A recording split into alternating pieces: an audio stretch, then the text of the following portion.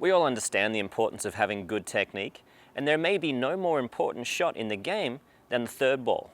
What do you think is more important in pickleball? Good movement or good technique?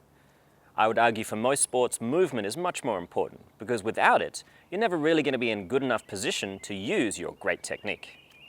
Today's drill was introduced to me by my good friend Kim Jagd, who is here today to help demonstrate.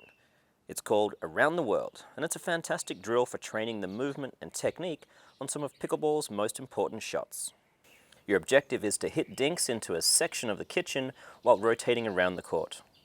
You'll need a handful of balls, a pickleball court, 2 players, and 2 paddles.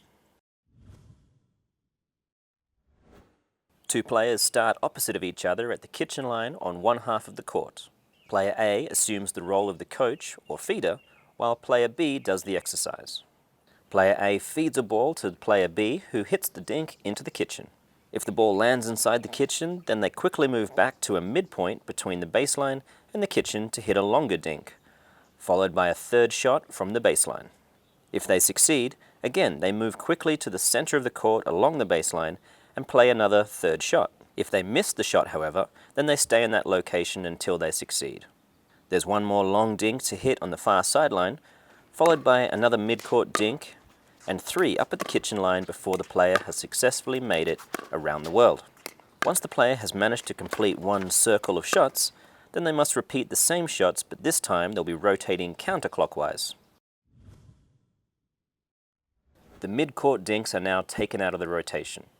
This forces the player to move even faster back and forward to play the shot successfully. Use caution in your backward steps, being careful not to backpedal, instead using side steps or crossover steps to get there safely. Player A, the coach, is now looking to volley each of the balls as opposed to letting them bounce.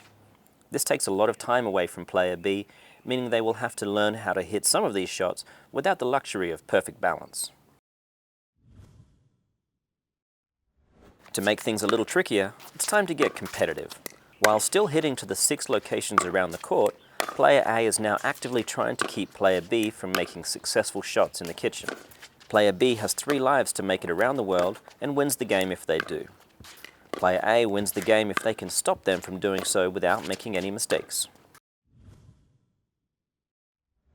Try to stay low throughout your shot so you can quickly move to your next destination.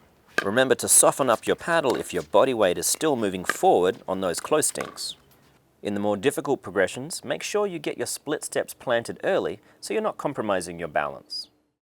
This is one of my favorite drills because it touches on a wide variety of skills and gives you a great workout at the same time. I'd like to see how you guys go. Send in your best performances, we'll judge a winner, and they'll get to choose one of the topics of our next videos. Tune in for that.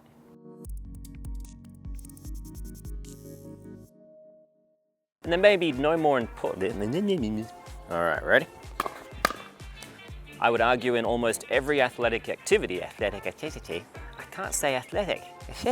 Athletic activities. Okay.